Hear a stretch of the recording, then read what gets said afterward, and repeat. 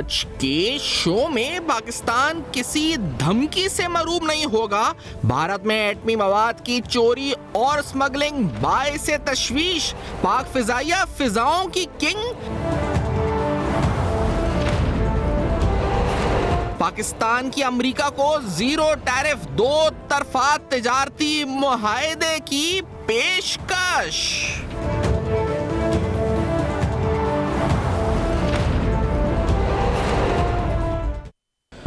अस्सलाम वालेकुम। पस पर्दा हकाइक सनसनीखेज इंकशाफात प्रोग्राम बेनकाब। मैं हूं आपके साथ सिफान खान। ठीक एक दिन बाद फॉक्सकॉन यानी भारत सेमीकंडक्टर की डील्स करता है और वो अपने मुल्क में क्रिएट करने की, और अभी एक और शॉक इंडिया को ट्रेड के हवाले से मिलता है। डोनाल्ड ट्रंप अनाउंस करते हैं, जो उनके एग्जैक्ट अल्फाज हैं, I told Tim Cook we are not interested in you building Apple in India. यानी इंडिया की जो एप्पल की मैन्युफैक्चरिंग फैसिलिटी है वो इंडिया में ना बने। डोनाल्ड ट्रंप ने कहा they can take care of themselves, वो अपना ख्याल खुद रख सकते हैं।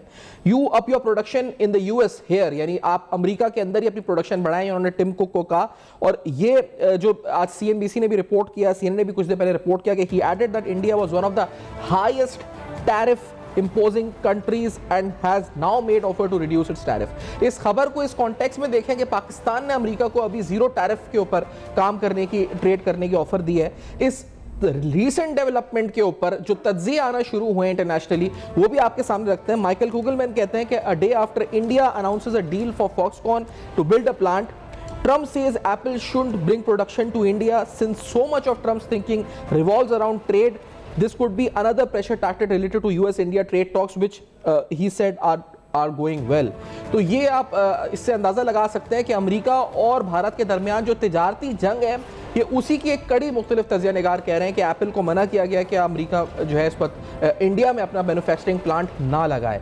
ये डेवलपमेंट पाकिस्तान इंडिया के कॉन्टेक्स्ट में भी आप समझें, क्योंकि ट्रंप ने बार बार ये कहा है कि पाकिस्तान और भारत के बीच में जो सीज फायर हुई है उसमें ट्रेड को एज अ सिफारती हथियार, एज अ डिप्लोमेटिक वेपन उन्होंने इस्तेमाल किया कि वो ट्रेड अपना कम कर देंगे दोनों ममालिक के साथ या बंद कर देंगे, जिस बुनियाद पर वो कहते हैं कि ये सीज फायर अचीव हुई है। और भारत में इस सीज फायर को लेकर शोर है। अपनी शिकस्त को, यानी पहले बात तो यह है कि भारत के अंदर एक जहन ये था कि वो एक बुली है इस इलाके का, वो तासुर खत्म हुआ। उनको कोई फेस सेविंग नहीं मिली, यानी अमेरिका ने फेस सेविंग या किसी भी मुल्क ने, यानी पाकिस्तान ने जिस तरह उनको रिटेलिएट किया उसके बाद फेस सेविंग की कोई गुंजाइश नहीं थी। और अपनी शिकस्त को तस्लीम अगर कर लें पब्लिक में आके तो मजीद ह्यूमिलेशन, मजीद बेइज्जती, मजीद जिल्लत है जिसका सामना वो नहीं कर सकते आवाम के सामने। तो इस पूरी सूरत हाल के अंदर ना फेस सेविंग मिली, शिकस्त बदतरीन अलग मिली, और उसके अलावा ह्यूमिलेशन जो मजीद सामना करना पड़ रहा है आलमी सतह के ऊपर। यानी एक अखबार, दो अखबार, तीन अखबार, international outlets, social media outlets, आप कितनों को बैन करेंगे? कहां तक सच छुपाएंगे? हर कोई लिख रहा है, कहां तक जाएंगे? किस किस का मुंह बंद करेंगे? भारत के अंदर से आवाजें उठ रही हैं। मैं आपको रिसेंट यानी बिल्कुल जो उनकी ट्वीट, जैसे मिसाल के तौर पे परवीन सोहने जो है उन्होंने ट्वीट किया कि उनके जो मिनिस्टर ने जयशंकर ने कहा कि he said that before start of operation Sindoor India informed Pakistan that we would be hitting terrorist infrastructure inside Pakistan, we expected them to understand but they retaliated. यानी ये कैसी फजूल स्टेटमेंट वो कह रहे हैं मिनिस्टर ने दी कि हमने पहले बता दिया था कि हम टेररिस्ट इंफ्रास्ट्रक्चर पे अटैक करेंगे और हम एक्सपेक्ट कर रहे थे कि पाकिस्तान जवाब नहीं देगा। तो भाई ये कैसे, ये सवाल इंडियन पब्लिक उठा रही है। उन्होंने सवाल उठाया कि India breaches Pakistan sovereignty and expects it to understand it and keep quiet. यानी आप किसी की सोवरेनिटी ब्रीच करें और उसके बाद आप समझें कि जी आप उसकी खुद मुख्तारी पे हमला कर रहे हैं, उसकी सालमियत पे, या उसकी जो इस वक्त उसके बॉर्डर्स को क्रॉस कर रहे हैं, और आप एक्सपेक्ट कर रहे हैं कि वो रिटेलिएट नहीं करेगा। तो ये क्या स्ट्रैटेजी और क्या प्लानिंग थी आपकी? फिर मजीद सवाल उठाते हैं कि India informs Pakistan beforehand of its operation thus caution PF to stay at maximum alert. यानी 6 और 7 की रात को आपने पहले बता दिया कि आप हमला करेंगे और उनको अलर्ट कर दिया, और यहाँ पे हमने देखा अल्हम्दुलिल्लाह इस वक्त जो है वो ये हुआ। और इसी तरह मजीद कहते हैं कि by informing Pakistan India tells it not to retaliate, no self respecting nation would expect such nonsense, Pakistan informs all world capital. यानी आपने जो उनकी स्टेटमेंट आई ये वाली कि हमने पाकिस्तान को इन्फॉर्म किया था और हम उम्मीद कर रहे थे कि टेररिस्ट इंफ्रास्ट्रक्चर पे हम हमला करेंगे तो पाकिस्तान रिटेलिएट नहीं करेगा, इसका मजाक उड़ाया है पूरी दुनिया ने। भारत के अंदर से आवाज़ें उठ रही हैं, कांग्रेस ने सवालात उठाए हैं। कांग्रेस जो खुलकर इस मामले पर बात कर रही है, उन्होंने सवाल उठाया है कि पहले तो ये बताएं कि ये सीज फायर जो आपका हुआ ये किस बुनियाद पर हुआ, फिर ये बताएं कि सिंदूर ऑपरेशन में जो आपको नाकामियां जिस पे पूरी दुनिया शोर मचा रही है उसका हमें जवाब दें। कठेरे में आए, पार्लियामेंट के अंदर इजलास बुलाए पार्लियामेंट का, फिर आपने जो थर्ड पार्टी मीडिएशन को एक्सेप्ट किया है वो किस बुनियाद पर किया है। ये सारे सवाल अब उठ रहे हैं। सवाल ईवीएम साजिद हबीब साहब प्रोग्राम में साथ मौजूद हैं, खुशामदीद कहते हैं सर आपको। ईवीएम साहब आप फरमाइए, क्योंकि जो जिल्लत हुई, ह्यूमिलेशन हुई, उसके बाद वो रुक नहीं रही है।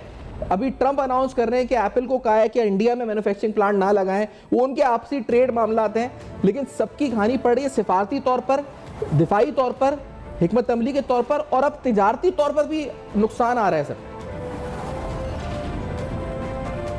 सही साहब, देखिए कई दफा इस तरह के जो होते हैं हिंदुत्व मोदी टाइप, इनका दिल नहीं भरता जिल्लत उठाने Exactly. से। तो इसलिए इनका ख्याल था कि ये कुछ करेंगे। जैसे मुख्तलिफ बातें आ रही थी कि वहां पे फलां मुल्क के तैयारे उतर रहे हैं, फलां मुल्क के तैयारे। तो पहली बात तो ये कि उसमें परेशानी की कोई बात नहीं है। तैयारे उतरने से ये नहीं होता है कि नई कोई बम आएगा फौरन उसको गिराने लग जाएंगे।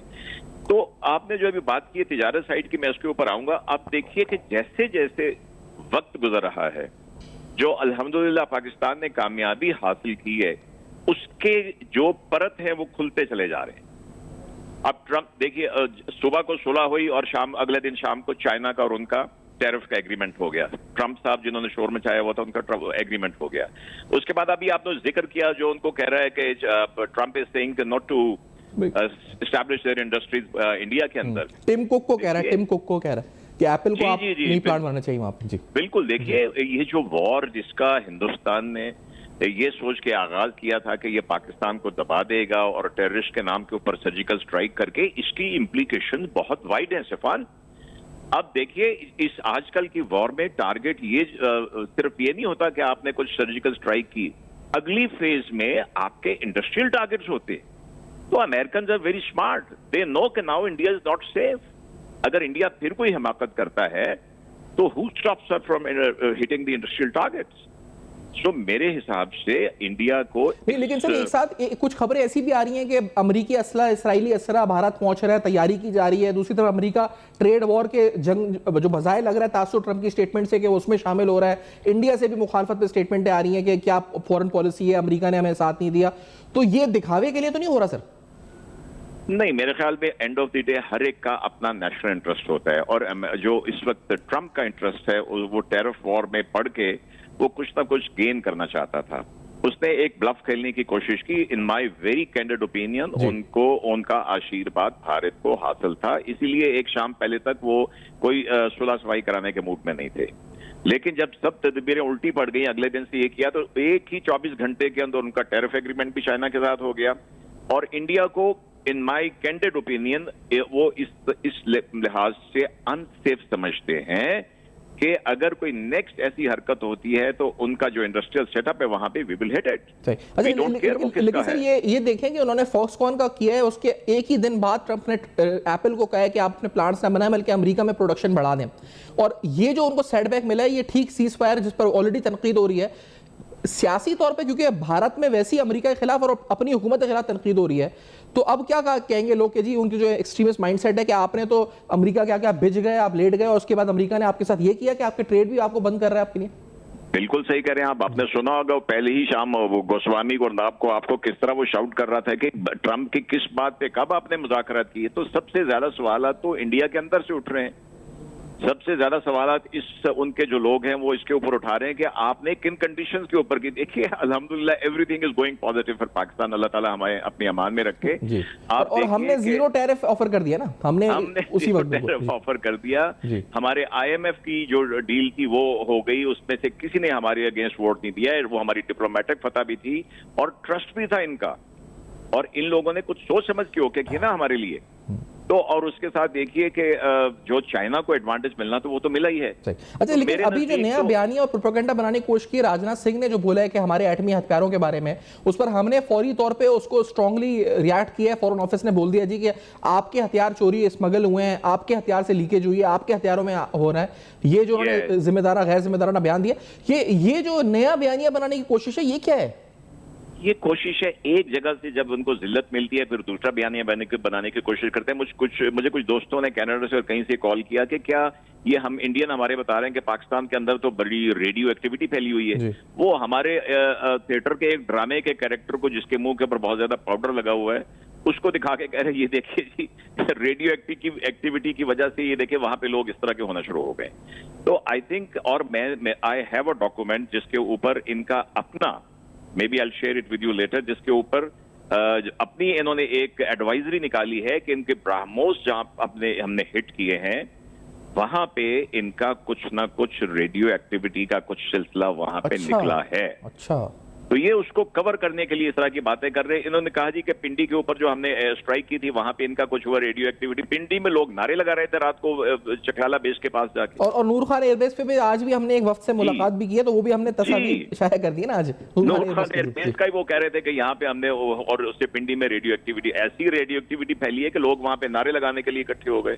तो आई थिंक ये हजीमत है जिसको ये बार बार झूठ बोल रहे हैं, बार बार झूठ पकड़ा जा रहा है। इनको हर महाज पे अल्हम्दुलिल्लाह हमने शिकस्त दी, डिप्लोमेटिक महाज के ऊपर, IF के मुज़ाकरात हों। और देखिए कश्मीर कितना हाईलाइट हो गया, इसकी बहुत आग लगी है उनको। ये आगे क्या होता है अल्लाह जानता है, लेकिन फिलहाल तो कश्मीर को, थैंक यू मिस्टर ट्रंप, आपने उसको। अच्छा, वो आपने देखा कि वो एक वेटर ने भी शुक्रिया किया कि वो कश्मीर नहीं जा पा रहा था और वो अब कश्मीर जा पा रहा है, उसने ट्रंप का शुक्रिया अदा किया इस बात पे। इंशाल्लाह हम और बहुत सी बातों के ऊपर बहुत सी कुव्वतों का शुक्रिया अदा करेंगे। और मैं कहता हूं कि शुक्रिया तो मोदी का बनता है जिसने अपनी हमाकत की वजह से पाकिस्तान को लाइमलाइट में आके हमारी अफवाज को, हमारी कौम को, हमारी डिप्लोमेसी को, हमारे मीडिया को, मेन स्ट्रीम मीडिया को, हमारे सोशल मीडिया को टॉप पे लाके खड़ा किया। और नादिर मीर साहब, ब्रिगेडियर नादिर मीर साहब प्रोग्राम में साथ मौजूद हैं। नादिर मीर साहब खुशामदीद आपको। ये नया बयानिया घड़ने की कोशिश की, हमने फौरी जवाब दिया दफ्तर खारजा ने एटमी हथियारों के हवाले से, राजनाथ सिंह ने और उनके मिनिस्टर्स ने। सिर्फ आपका ओपिनियन इस पर क्या है कि ये हमारे एटमी हथियारों को लेकर के आइए, आ जाए, इसको संभाल ले, क्या समझते हैं ये क्यों इस वक्त किया जा रहा है ये साजिश, और ये क्या किस तरह नाकाम होगी? मीर साहब, कोई साजिश नहीं है, देयर इज नो साजिश, इट इज टोटल बेवकूफ़ी। वो अपनी एक पागलों की दुनिया में, वर्ल्ड में रह रहे हैं। जिस तरह उन्होंने पहले हमला किया उसका नतीजा आपने देख लिया। अब वो ऐसी बातें कर रहे हैं जिसका कोई दुनिया में वैल्यू नहीं है, जीरो वैल्यू, माइनस है। असल इशू जब उनको इसको चल रहा है, बिसाइड्स के इंडिया पाकिस्तान बॉर्डर पे फौजें हैं, अलर्ट है और अभी सीज फायर है एज ऑफ नाउ, लेकिन असल इशू उनका अब चल रहा है कि चाइना ने अरुणाचल प्रदेश, जिसको वो कहते हैं, जो लिटिल तिब्बत है, उसके लिए चाइनीज ने अपना नाम नया कर दिया है, जगहों के नाम रखे हैं और अपना क्लेम चाइना ने अभी, ये एक दिन पुरानी बात है जिसपे भी ऑन गोइंग सब्जेक्ट है, तो वो तो ऑलरेडी एक उनका उस जगह का जिसको अपना हर चीज को हिस्सा मांगते हैं, कश्मीर को भी, अरुणाचल को भी इंडियंस।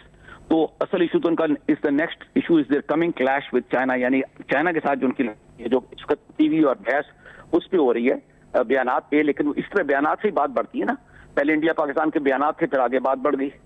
और इसके अलावा बांग्लादेश के साथ भी आपको पता है, अब सवाल ये, अगर सिलगुरी कॉरिडोर जो है बांग्लादेश के साथ, वहां पर ये जो असम है वहां पर कोई कार्रवाई हो जाती है तो क्या भारत बांग्लादेश पे भी हमला कर देगा जैसे पाकिस्तान पे किया था? तो इस वक्त दुनिया में भारत की जो टोटल जो ग्लोबल स्टेचर था ना, जो वो ग्लोबल बातें कर रहे थे कि ग्लोबल पावर है, बड़ी ताकत है, वो चीज it has come crashing down, बहुत नीचे आ गया वो। और अब वो इस total confusion, chaos and without thinking what they are saying. अब दूसरे मुल्क के मतलब बांग्लादेश और चीन के अलावा तुर्की के भी उन्होंने कुछ सेलेबी एयरपोर्ट से फ्लाइट्स पे पाबंदी लगे, तुर्की के ऊपर भी कुछ तजारती पाबंदियां, सैंक्शंस उन्होंने लगा रहे हैं। तुर्की से भी नाला है, फिर और जो मुसलमान ममालिक, अजरबैजान, दीगर जो पाकिस्तान के साथ खड़े थे, उनके खिलाफ भी एक्शंस कर रहे हैं। दुश्मन बढ़ाए जा रहे हैं अपने। ये तो पाकिस्तान को सेलिब्रेट करना चाहिए, बल्कि मैं एक लाइटर साइड जोक सुनाता हूँ आपको। काफी अर्सा इससे, इस जंग से पहले कहा, हम कहते थे जो पाकिस्तान में एनालिसिस करते हैं कि पाकिस्तान का बहुत बड़ा एलाई या एसेट जो है ना पाकिस्तान का, उसका नाम है जयशंकर, यानी इंडिया का फॉरेन मिनिस्टर। क्योंकि उसने आधी दुनिया को दोस्त ने नाराज किया था। अब इंडिया में इस पर पोस्टमार्टम हो रहा है, आपको पता है, उसको गाड़ी दी गई है बुलेट प्रूफ की, उस पर हमला ना हो जाए, इंडिया में हमला ना हो जाए। और उसी तरह जो उनकी वो जो थी स्पोक्स पर्सन, उसको भी थ्रेट मिले हैं और बाकी भी। और इस वक्त India is in conflict with the world. इस वक्त इंडिया जो है ना वो दुनिया के साथ लड़ाई पे आ रहा है। चाइना का तो अरुणाचल पे सुन लिया, जो अरुणाचल का दोनों कह रहे हैं, वो कह रहा है कि जी हमारा, यानी इंडिया, हर चीज इंडिया की है ना, तो वो उसका बांग्लादेश है तुर्की और अजरबैजान, क्योंकि उन्होंने पाकिस्तान की सपोर्ट की उसके खिलाफ। आपको पता है ईरान का फॉरेन मिनिस्टर जब गया था अमन कराने के लिए कि उन्होंने टीवी पे बेइज्जती की तुर्क और जो तुर्की की। और अभी जो गौरव आर्य ने उसको ईरानी फॉरेन मिनिस्टर को पे स्टेटमेंट्स दिए तो उसके बाद उनकी एम्बेसी ने क्लैरिफिकेशन दी, तो उधर भी उन्होंने ताल्लुकात खराब किए अपने ईरान के साथ। उसके अलावा बड़े ये ईरान के साथ भी, सऊदीया के साथ भी, और सबसे ज्यादा प्रेसिडेंट ट्रंप ग्लोबल पावर है जिसने सीज फायर कराया है। जब उनको जब जवाब मिलता है तो फिर भागे अमेरिका के पास जाते हैं सीज फायर कराने के लिए।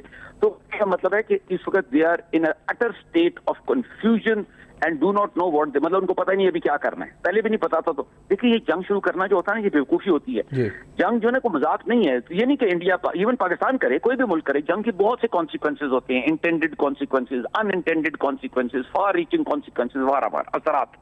तो उसको बड़ा सोच समझ के एज अ लास्ट रिजॉर्ट, जब एक मुल्क को खतरा पड़ जाए और कोई दूसरा रास्ता ना हो, या तो भरपूर ताकत हो ना। अमेरिका, आप ये नोट करें, यूनाइटेड स्टेट्स को कहते हैं जंगे करता है, अमेरिका जंग करता रहा ना। अभी तो प्रेसिडेंट ट्रंप तो अमन ला रहे हैं दुनिया में, is a peace loving president, लेकिन जो पहले अमेरिका जंग भी अब करता था तो सारी दुनिया को साथ मिलाता था, कोलिशन बनाता था। आपने नोट किया इसमें एक मुल्क दुनिया का इंडिया के साथ नहीं है, जो इंडिया ने जंग की पाकिस्तान से। और मेरी प्रोडिक्शन सुन लें, मैं जियो पॉलिटिशियन हूँ, किताबें लिखी, और ये मैं पहले भी कहता हूँ, अगली लड़ाई इंडिया की या कॉन्फ्लिक्ट, लड़ाई डजंट मीन हमेशा क्या एयरफोर्स की जंग हो या नेवी की, उसके अलावा ये छोटी जंगें भी होती हैं, वो इंडिया के मशरक में आ रही है। आप नोट करें मैंने क्या कहा, यानी कि अब ये जिसको अरुणाचल कहते हैं ना इंडिया का ऐसा, चाइना जो है सबसे मैच्योर पावर है, वो ऐसा स्टेटमेंट ही नहीं देता। उनकी गवर्नमेंट ने, ऑफिशियल चाइनीज रियासत ने पूरे नाम दिए, चाइनीज नाम रखे हैं सारे इलाके के लिए, दरियाओं के, जमीनों के, उसके। और उन्होंने कहा चीन का ऐसा है, ये कह रहे इंडिया का ऐसा। तो झगड़ा तो शुरू है ना, जब आप एक जगह पे दो क्लेमेंट हो जाए तो झगड़ा ही है ना, फिर और क्या होता है, ठीक है। दूसरी तरफ इसके अलावा आपने खुद ही बता दिया कि मुसलमान मुल्कों से लड़ाई, और खाली मुसलमान मुल्कों से नहीं, यूरोपियन यूनियन पे इसने कहा, जयशंकर ने, we want partners not preachers, ये उसने कहा था इस लड़ाई से पहले यूरोपियन ईयू को। तो ईयू को आपको पता होना चाहिए, जब रूस यूक्रेन की लड़ाई हुई तो तब उन्होंने, ईयू वालों ने इनको, यूरोपियंस ने आके इंडिया को कहा कि रूस को क्रिटिसाइज करो, उसने एग्रेशन किया, मतलब उनके मुताबिक। तो इंडिया ने सब बजाय कि कुछ कहने के, बांग्लादेश है, तुर्की है, फिर अजरबैजान है, लेकिन चीन आप कह रहे हैं कि वो मशरकी बॉर्डर जो इंडिया का, उधर आपको लगता है कि कॉन्फ्लिक्ट होता हुआ नजर आता है आपको इन द नियर फ्यूचर? जाहिर नजर आ रहा है ना, अभी देखे ना, चाइना तो कभी पाकिस्तान भी नहीं करता, छोटा मुल्क भी नहीं करता, तो चाइना। अच्छा, लेकिन ऐसे ही आपने चाइना का जिक्र किया तो सर साथ रहेगा, मैं एवीएम साहब आपसे पूछना चाहूंगा, चीनी हथियारों की तारीफें हो रही हैं, लेकिन इसमें बड़ा जरूरी है कि जो पाकिस्तान का लोकल टेक्नोलॉजी कंपोनेंट है उसकी निशानदेही यहाँ का मीडिया जरूर करे। इंटरनेशनली वाह है, लेकिन इसमें कितना पाकिस्तानी कंपोनेंट है, पाकिस्तान की टेक्नोलॉजी भी है, एवीएम साहब? देखिए, जो हमारे एक हिस्ट्री है चाइना के साथ रिलेशन की, और पिछले 50-55 बरस में हमने बड़े ओपनली जो वेस्टर्न टेक्नोलॉजी थी, जब China was a close society, जब उन्होंने ओपन अप करना शुरू किया, आपने हिस्ट्री में पढ़ा होगा, सबसे पहले चाइना अमेरिका का जो कनेक्शन ही बनाया था वो जनरल याया के जमाने में पाकिस्तान ने बनवाया था। और इस फर्स्ट टाइम जब हमने कुछ चाइनीज जहाज हमारे पास आए तो 1966 पे आए थे। उसके बाद से we have help China in big way western technology इनको इंट्रोड्यूस कराने में। जो JF-17 है, ये शुरू में एक प्रोजेक्ट के तौर पे स्टार्ट हुआ था 90s में एज सुपर सेवर प्रोजेक्ट, और उसकी डिजाइनिंग में, और बाद में जब इसको नाम दिया गया JF-17 का, क्योंकि अब चाइनीज के साथ इसकी कोलैबोरेशन करनी थी, इसकी डिजाइनिंग, इसकी एयरफ्रेम डिजाइनिंग, इसकी सिलेक्शन ऑफ इंजन, इसकी selection of avionics, selection of missile, ये सब में पाकिस्तान की कंट्रीब्यूशन है। Yes, to be very honest, हमारे पास जो हमारा इंडस्ट्रियल इंफ्रास्ट्रक्चर है, मिलिट्री इंडस्ट्रियल इंफ्रास्ट्रक्चर, वो इतना स्ट्रांग नहीं है हमारे पास। पाकिस्तान एरोनॉटिकल कॉम्प्लेक्स इसकी सर मजीद तफसीलात आपसे जानते हैं, लेकिन एक ब्रेक ले लेते हैं। ब्रेक के बाद वापस आते हैं। बेनकाब में नाज़रीन, अहम तरीन सवालात हैं। ट्रेड वॉर भी एक नया रुख इख्तियार कर चुकी है। आपको बताया कि एप्पल को अमेरिका ने कहा है कि आप अपनी प्रोडक्शन प्लांट इंडिया में ना लगाएं, अपनी प्रोडक्शन को अमेरिका में ही बढ़ाएं। टिम कुक को डोनाल्ड ट्रंप ने कहा है। इंडिया में एक और झटका लगा है इसके बाद जो तिजारती जंग शुरू हुई है। एक ब्रेक के बाद मजीद सवालात हमारे साथ रहेंगे।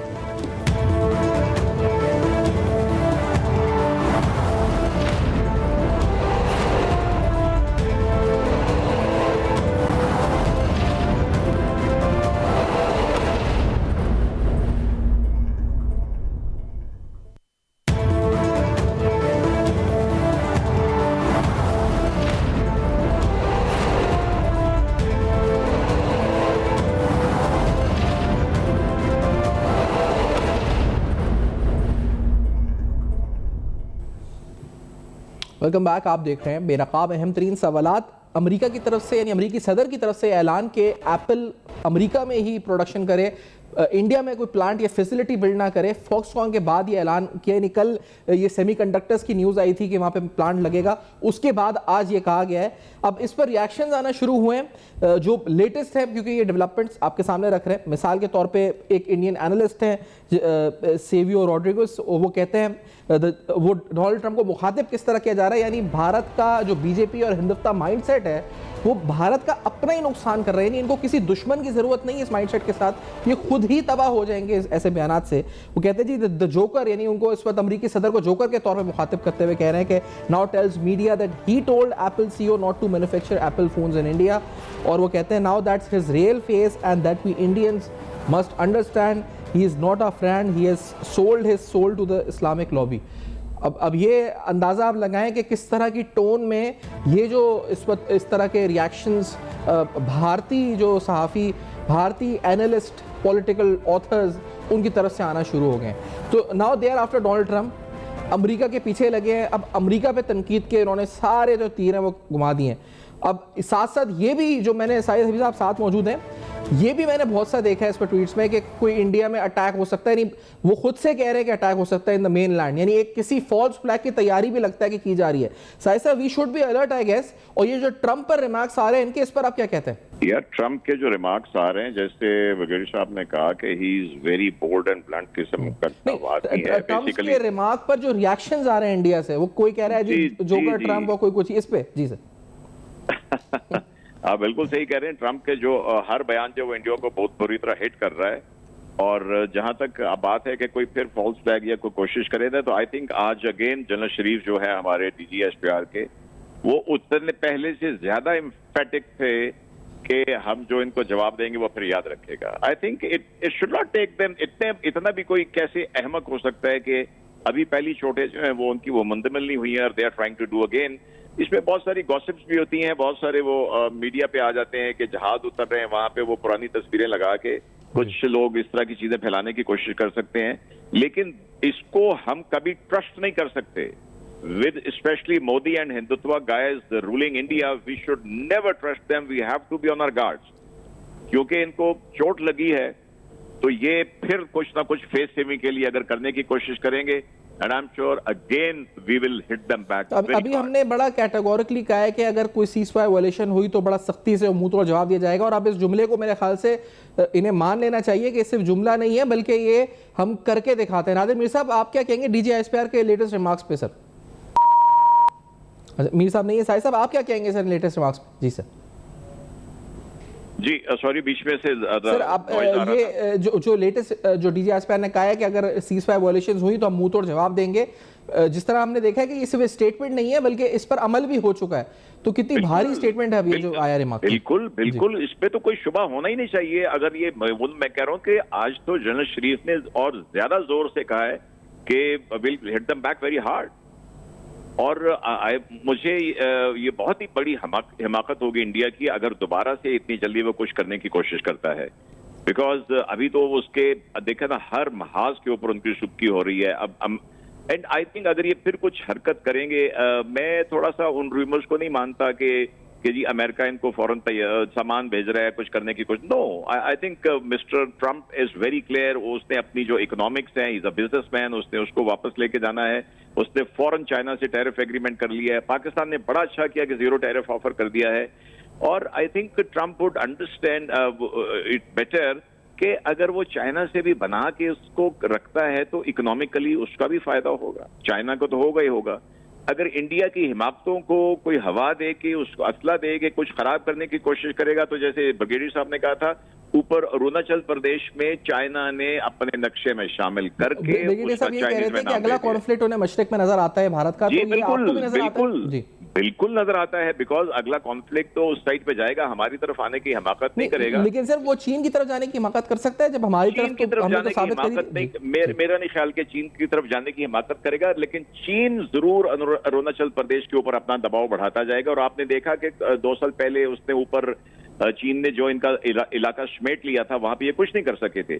एक और जो चीज आ रही है जो हमारी अगेन इंडिया के मशरक से रिलेट करती है कि माशाल्लाह हमारे बांग्लादेश वाले भाई जी में उनमें बड़ी एक तरह से जज्बा आ गया है। मैं एक छोटी सी वीडियो देख रहा था कि इंडियन बीएसएफ के कुछ सोल्जर जो थे वो इनकी टेरिटरी में आ गए, तो उनको जबकि बांग्लादेश की सिक्योरिटी जो बॉर्डर फोर्स है उनको चेक कर रही थी, तो सैकड़ों की तादाद में यूथ बंगाली हर उम्र के लोग वो स्टिक लेके निकल आए कि तुम अंदर कैसे आए। तो आई थिंक इंडिया मैं तो इंडिया को मेरा ख्याल है वो जो आर्मी चीफ ने टू नेशन थ्योरी की बात की थी, तो वो एक तरह से उन्होंने जो हमारी आइडियोलॉजिकल सुपीरियरिटी की बात की थी, it has been penetrated across, देखा जाए तो मेरे ख्याल से। जी बिल्कुल बिल्कुल बिल्कुल। और ये टू नेशन थ्योरी इनका ख्याल था और कुछ हमारे सूडो इंटेलेक्चुअल का भी ख्याल था, ये कभी खत्म नहीं हुई थी। टू नेशन थ्योरी खत्म होती अगर उस वक्त 71 में बांग्लादेश वाले कहते हैं हम हिंदुस्तान का हिस्सा बनना चाहते हैं, लेकिन आपने देखा कि 4 बरस के अंदर अंदर ही 3 बरस के अंदर ही क्या हुआ था बांग्लादेश बनाने वालों का। और अब जो बचे खुचे थे वो इनकी जो पुफी है वो कहां बैठी हुई है, अब तो उन्होंने इसकी पार्टी के ऊपर पाबंदी लगा दी है और they are very motivated. This was sent to me one of my Bengali friend, ये जो उसने बॉर्डर की सिक्योरिटी फोर्स की दिखाई थी कि कैसे हमारे लोग पहुंच गए। तो यस, इंडिया ये वो है जो जिसका पूरे मोहल्ले में कोई अच्छे लफ्जों में जिक्र नहीं करता, ये उस तरह का खानदान है पूरे रीजन में जी। अच्छा, और तो हम जी अच्छा अभी हम सेलिब्रेटरी एक मोड में है, लेकिन आप ये कह रहे हैं कि we should be alert as well कि हम आगे क्या हो सकता है और क्या नहीं हो सकता, चौकन्ना रह के हमें सोचना होगा, आगे बढ़ना होगा। बिल्कुल सफान, देखें लोगों को खुशियां मनाने दें, ठीक है, लेकिन जो फोर्सेज हैं वो पहले से ज्यादा अलर्ट है। Rest assured, having been part of this air force for 34-35 years, एक सेकंड के लिए भी हम इनसे अपनी आंखें परे नहीं करते हैं। कोई हिस्ट्री में बता दो, 59 हो 65 हो कारगिल हो के जहां पे हमने इनको इंट्रूजन करने दी हो। हमने कारगिल वॉर में भी इनका एक जहाज गिराया, अंजा से गिराया, नाचिकीता नाम का पायलट था उसको पकड़ा, अभिनंदन कल की बात है। और जो अगर कोई इस वॉर का कोई पायलट है तो वो जनरल शरीफ जानते हैं या एवीएम औरंगजेब की स्माइल जानती है। लेकिन बहरहाल बात यह है कि हमने हमेशा इनको पाकिस्तान एयर फोर्स ने और ग्राउंड फोर्स उस स्माइल पे काफी मीम्स बन गए सर, वो जो बस देखिए वो क्यूट सी स्माइल को बड़ा लोगों ने इंटरप्रेट किया, वो उनकी मर्जी है। लेकिन बिल्कुल रेस्ट एश्योर्ड इरफान के इवन इन जो एयरफोर्स पीस टाइम में 24/7 अलर्ट होती है all along the border, day and night, आपका पूरा बॉर्डर पीस टाइम में कवर होता है।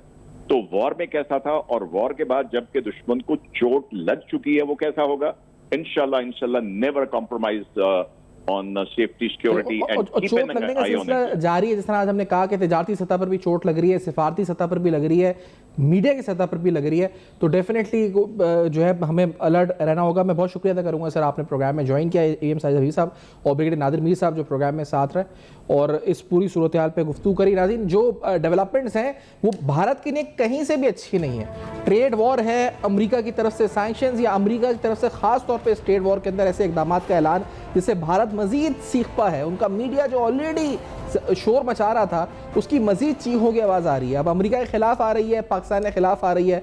लग रहा है कि जो पाकिस्तान को आइसोलेट करने चले थे वो तने तना खड़े में पूरी दुनिया में, यानी उनके अपने जो दोस्त ममालिक थे वो भी उनके साथ नहीं खड़े, क्योंकि झूठ का साथ कभी तक कोई नहीं दे सकता, ना झूठ के पांव होते हैं ना झूठ के साथ कोई खड़ा हो सकता है। और ये भारत को अब मुंह की खानी पड़ रही है, ह्यूमिलेशन है, जिल्लत है, बदनामी है, इसके अलावा और कुछ नहीं। फीडबैक फेसबुक, ईमेल और एक्स पर देखते रहेगा। अब तक अपना बहुत ख्याल रखिए।